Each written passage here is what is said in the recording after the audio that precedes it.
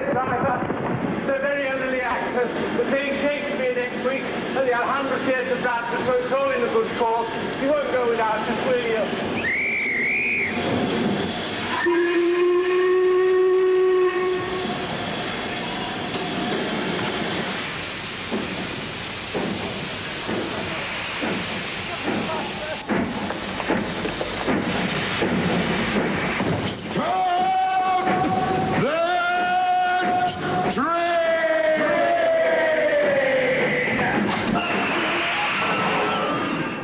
What a line reading. I think the train itself decided to stop. Fabulous. Albert Finney is an imperious English actor known as Sir, stopping a train as only an actor would in The Dresser, one of 5 new films we'll be reviewing on At the Movies, the movie review program. Across the aisle for me, Roger Ebert, film critic of the Chicago Sun-Times. And across the aisle for me is Gene Siskel, film critic of the Chicago Tribune. Also on this show, we're going to be reviewing Reckless, a story of forbidden teenage love, Reuben, about a cranky, alcoholic Scottish poet, and now Gene starts with Woody Allen's newest movie, Broadway, Danny Rose. Well, for a long time, ever since Annie Hall nearly 7 years ago, a lot of Woody Allen's fans have been wanting him to make one like he used to, a silly film without any big issues. His latest picture, Broadway, Danny Rose, comes very close to that, and it's very funny, exceedingly well crafted, and it's a pleasure to see and talk about. In the film, Woody Allen plays an unsuccessful Broadway agent who handles only marginal acts, like a one-legged tap dancer and a stuttering ventriloquist.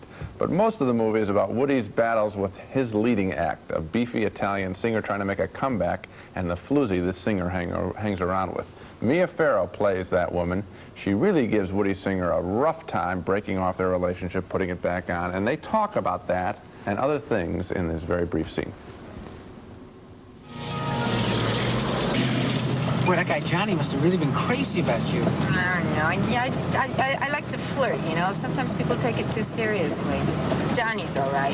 He was really nice to me when my marriage fell apart. Yes, and what did your husband do? A little bookmaking, some loan sharking, extortion, like that. Professional man. What'd you do? You divorced him, or you got a separation, or what? Some guy shot him in the eyes. Really? He's blind? Dead. He's dead, of course, because the bullets go right through. Hard to believe that's Mia Farrow in that scene. She's marvelous. If you don't spot her name in the opening credits, you're not going to know it's her until maybe we've got the very end of the picture. That's the only scene that Woody Allen would allow to be shown from Broadway, Danny Rose. It's funny enough, old-fashioned Woody Allen funny enough, but I don't think it does justice to the warmth of the characters and to Allen's tribute to fringe show business types that runs all the way through this most enjoyable picture. This is my favorite Woody Allen film since Manhattan. I thoroughly enjoyed it. You know, you were right to say that for a long time people have been asking, let's have another Woody Allen picture. Right. Let's not have an experiment like Zelig or a whimsical little fantasy like A Midsummer Night's Sex Comedy. Let's go back to Manhattan or Annie Hall. And now or way back, that. Bananas. I mean, Sure. who cares? This kind of picture is as hard to make or harder than those experiments like Zelig. Now, Zelig was great for all the editors. They're working over these special effects. They're putting Woody Allen in pictures with Theodore Roosevelt and so forth. This movie, with its warmth, with its heart, with its big laughs, Yes, is a harder kind of movie to make and a better achievement, and I really liked it. I think so, too. And you said big laughs. There is one laugh in this film, and I won't tell the joke. There is one laugh that is explosively funny, and I thought, I just haven't laughed like that in a Woody Allen film till I think since he put his gun on that bionic nose in Sleeper, you know, or he was part of that marching chain gang going to the bathroom and take the money and run. I mean, these are big laughs. He should be very proud of himself for this one scene. You know which one with the... I do. Okay. I do. And for the rest of the movie, too. Next at the movies, a doomed teenager and his girlfriend attempt to find happiness in high school.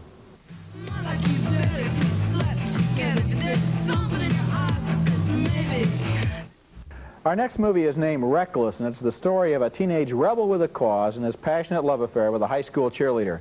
The rebel is a kid named Rourke who lives in a shack with his alcoholic father, and the school records say this kid has behavioral problems. Well, he also has a problem with having seen too many old Jimmy Dean and Marlon Brando movies, so that he stalks around the high school in a leather jacket, he rides a motorcycle, and he talks all the time in a monotone like this. But he's a football hero, and in this scene he goes to a dance with the most popular cheerleader and gets in a fight with the square class leader who also wants to date this girl.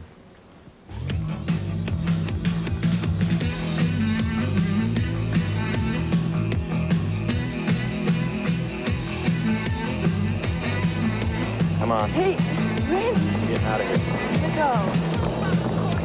Right now. Andy, let go. Let go of nothing. We're going. No. Everybody is staring. So? Man, let her go.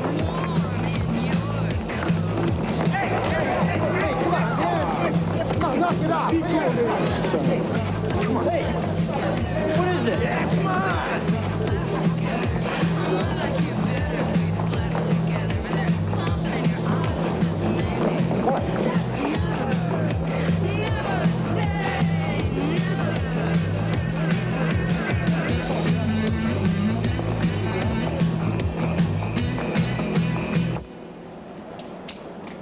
Hey! What do you want? Forget it.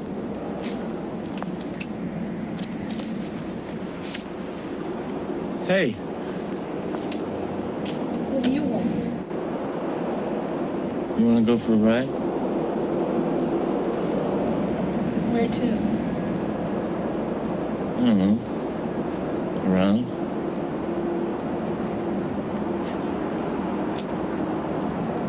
Scared? Graduate of the Marlon Brando School of Expressive Underacting. That was Aidan Quinn as Rourke, and Daryl Hannah as his day. Two movie newcomers who have good careers ahead of them, I think, and Daryl Hannah's made several movies, but not this one. Isn't going to be one of their great ones. After that night, the two of them join in a passionate downward spiral that leads to a big night where they break into the high school, destroy all the records, go skinny dipping in the swimming pool, and make love in the boiler room in front of all the red roaring flames. This movie has a real fix on major teenage fantasies. And it's also very well photographed. Some of the shots here make Quinn and Hannah look like teenage icons.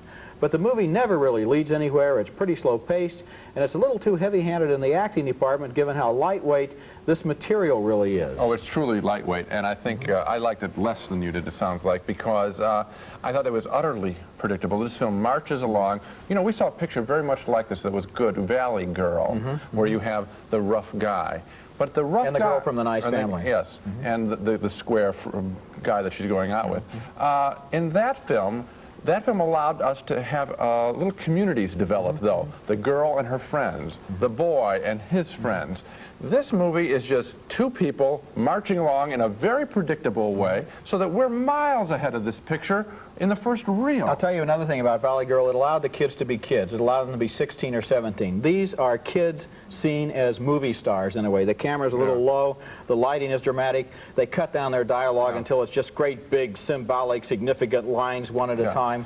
And it's just all so distant that we can't believe they're high school kids. We can't care about them like that. The other thing is, this movie, I must say, makes me want to, just because he's the tough guy and mumbles, I'm supposed to think he's important. Yeah, why is he nice? Why would anyone want to be with him? Yeah. He's a jerk from the start to the finish. The only reason she's doing it is because it's the script. Okay, so let's take our trays and sit at a different table. Huh? All right, I'm going to go to a much more interesting table. Our next film is The Dresser, the story of an intricate, mutually dependent relationship between two men in the English theater, a strong-willed, old-fashioned, pompous touring actor, the lead in all of his company's productions, and his effeminate, fastidious, and thoroughly dedicated dresser, who serves him as part coat hanger and constant nursemaid.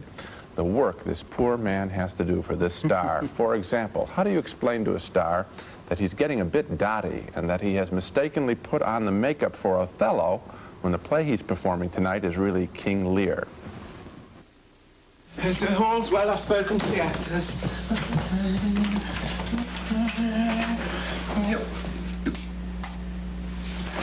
Oh, no, sir, no! Not Othello! The lines are fouled. Instruct the puppeteer to renew the strings. I'd have given anything to see the play tonight. There's you all blacked up and Cordelia saying, "You begot me, bred me, loved me." Well, you see, Ducky, this King Lear, he been about a bit. Right there you can see some of the tension between the men, because the dresser can do some of those lines just as well as the star. That was Tom Courtenay as the dresser, repeating his stage success from London. And that was Albert Finney, believe it or not, as Sir, the lead actor. I couldn't recognize Finney in this performance. He truly is one of our acting treasures with an incredible range. Now here's another scene between the two men, with Finney using Courtenay now as sort of a wastebasket for his frustrations. Thornton to see you, sir. Well, Geoffrey, does the costume fit? Mr. Davenport Scott is such a small man. You look...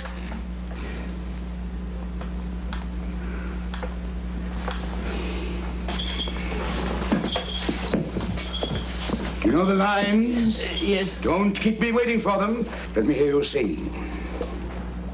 What? He that has and a little tiny wit.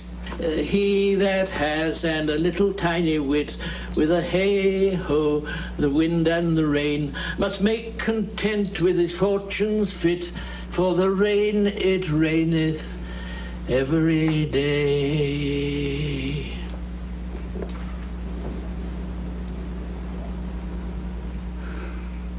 All right. Speak it, don't sing it. God bless Geoffrey. I'd rather face the Nazi hordes any time. Even though this Sir may not like all the little players, this movie likes every kind of actor. The Dresser is a very fine drama celebrating those who serve and wait, and it also celebrates the theater, where if it all goes well, we in the audience have absolutely no idea of the pain and the long years of frustration that go into an acting career or a performance. The film also makes the point that so often we are kinder to strangers than to the ones who love us. We take their love for granted. So, fine acting and a strong undercurrent of something serious to say about relationships, that all makes The Dresser a very special movie. It's a real good one as far as I'm concerned. I think it's a great film. And you've talked about the human values and about the emotions that are in it and so forth. I'd like to talk on a more pragmatic level. We've talked often about the fact that we love movies where people do things, and they do things they know how to do, and they do them well, and we get to find out... How-to movies. How-to. Here we have the makeup going on, the makeup coming off, the rehearsal, the drop lines, the cues, rumbling, that enormous thunder machine backstage, make the sound go louder, louder for the thunder and the lightning. Then the relationships between Sir and the people who work with him, and the history of the last 20 years, and the provincial theater, and on and on and on. There's so much in this movie to be interested in. It is a great backstage movie.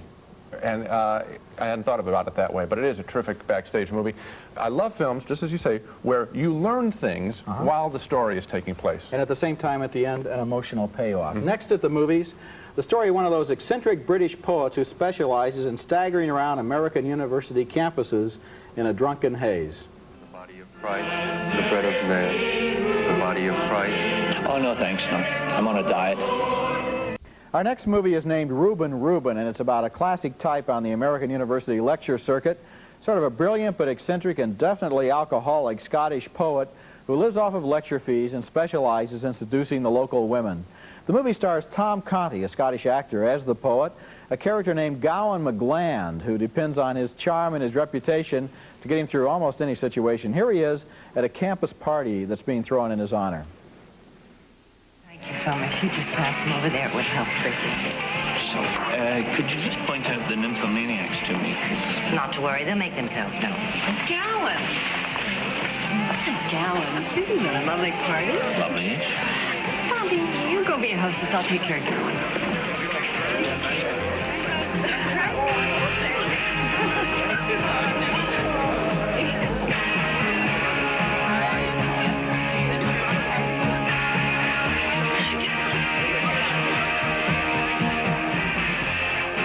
God, don't they look wonderful together? God, I detest their music. I loathe their language. And despise their politics.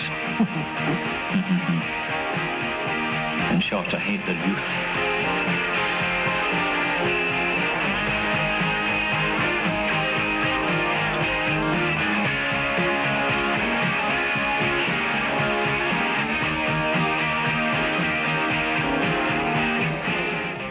It's a wonderful piece of dialogue there. This movie is based on a novel by Peter de Vries, and that's Kelly McGillis is the girl that he's looking at across the room, and he falls in love with that young woman.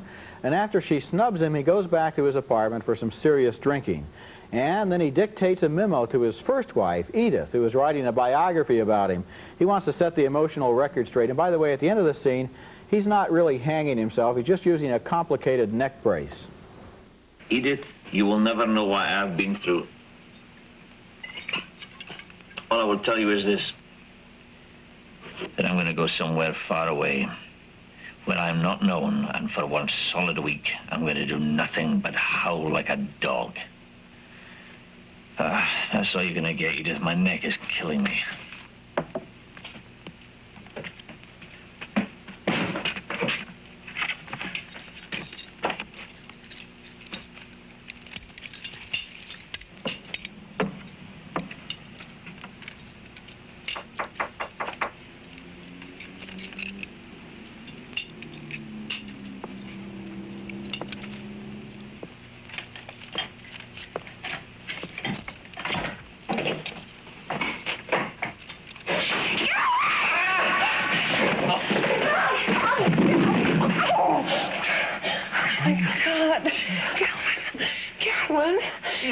You won't bite.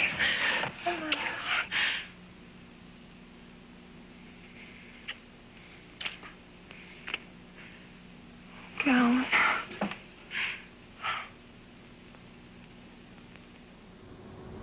Yeah, he's kind of lovable and kind of pathetic and kind of pitiful. Reuben begins like a comedy with a lot of laughs as this drunk staggers along on what's left of his fame. He hasn't written a poem in 5 years. But then there's a turning point, a scene where he's all by himself and he starts to cry. This is a guy with problems. He can't laugh away and he can't drink them away. But then he meets that young girl. They fall in love, and the question is, will love solve his problems? Will this girl solve his problems? The movie answers that with one of the weirdest and most unexpected endings I've ever seen in the movies, an ending that makes you keep on thinking about Reuben a long time after it's over. This is a good movie. I didn't think about it very much after it was over. Really? And because you called him sort of lovable and pathetic. And pitiful, yes. And pitiful. Mm-hmm. I just picked maybe pathetic out of all of those three. Of course, his alcoholism is a very sad thing, and you can feel bad about that for him. Mm-hmm. But I mean, that isn't enough to sustain me through his story, because he's pretty much a jerk throughout this picture. Mm-hmm. He is very cruel to the older women he loves, mm-hmm. Who love him, or want to have an affair with him at least. He's quite mean to them, and the whole relationship with the girl talk about a strange ending. There is an absolutely mystifying ending to their relationship. I know if we got into it, I'd have to give away more of the picture than I want to, but the way their relationship switches off at the end, it just doesn't make any sense to me. This is interesting, because it seems to me that instead of saying this is a bad film, you're saying it's about a bad guy. All of your criticisms have been about his behavior. Yeah. Well, this is a movie about his behavior, and at the end you can say this is a movie about a drunken louse. Yeah, except, Roger, I don't have to be that. I've seen movies about drunken people that are interesting, and I've seen them when they're not interesting. Okay, well, that's more valid. Okay, you know which category this fits in for me. Number one. But her behavior toward him at the end is totally wacko. I mean, I'll get into it a little bit. She blows him away. I mean, she kisses off their relationship for absolutely no reason. For no reason? No, none. How about this reason? He's a hopeless alcoholic, and all she can do is just either go along for the ride or get out while the getting's good. How's that for a good reason? She wants to split then about an hour and a half from him after I did. Well, in that case, what can I say, except coming up next to the movies, a low-budget hit that's been described as Porky's on skis.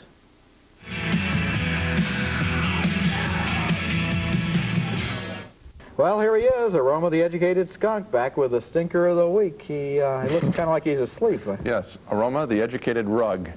My stinker this week is a low-budget movie that has turned into a surprise hit. It's called Hot Dog, and it's a skiing film mixed with sex scenes.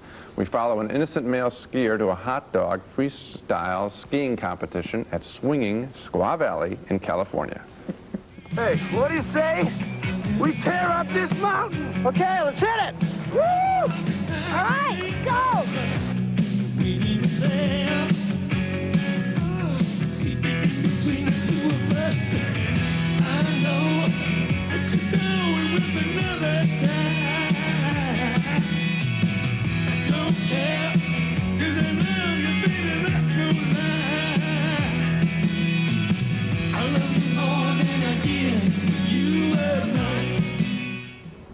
Squaw Valley is presented in this film as the kind of place where the female desk clerk at your hotel greets you in the nude, having just stepped out of a hot tub. I've been to Squaw Valley, great skiing. I think I picked the wrong hotel. This is the wrong movie, too, because it doesn't give us either enough sex to be truly erotic or enough skiing to celebrate that exciting sport. During the somersault jumping, for example, the director uses obvious editing tricks to make it seem like the skiers are doing more somersaults than they really are. Either let him ski naturally or let him have sex naturally. That way, Hot Dog would have been worthy of its title. One way or the other, right? You know, there's always a market for these skiing films, and they appear to appeal to the kinds of people who every time somebody falls, they laugh. You know, it never gets old for them. Now let's take another look at the movies on this show. We both voted thumbs up for Woody Allen's Broadway Danny Rose, a return to Allen's tradition of great New York comedies. 2 thumbs down, though, for Reckless, the overwrought and underwritten teenage passion play. 2 very enthusiastic thumbs up for The Dresser with Albert Finney and Tom Courtenay, locked in a long-running backstage relationship. And a split decision on Reuben, the movie about the drunken Scottish poet. I had some reservations, but I liked it more than Gene did. Yes, you did. But we both agree on The Dresser and the Woody Allen film Broadway Danny Rose. It's nice to have Woody Allen making an old-fashioned Woody Allen film. That's all for this week. Next time, we'll have a special show devoted to the 4 Clint Eastwood Dirty Harry movies. We'll evaluate all 4 and try to explain why this latest one, Sudden Impact, is such a monster hit. That's next week, The Secret of Dirty Harry. And until then, we'll see you at the movies.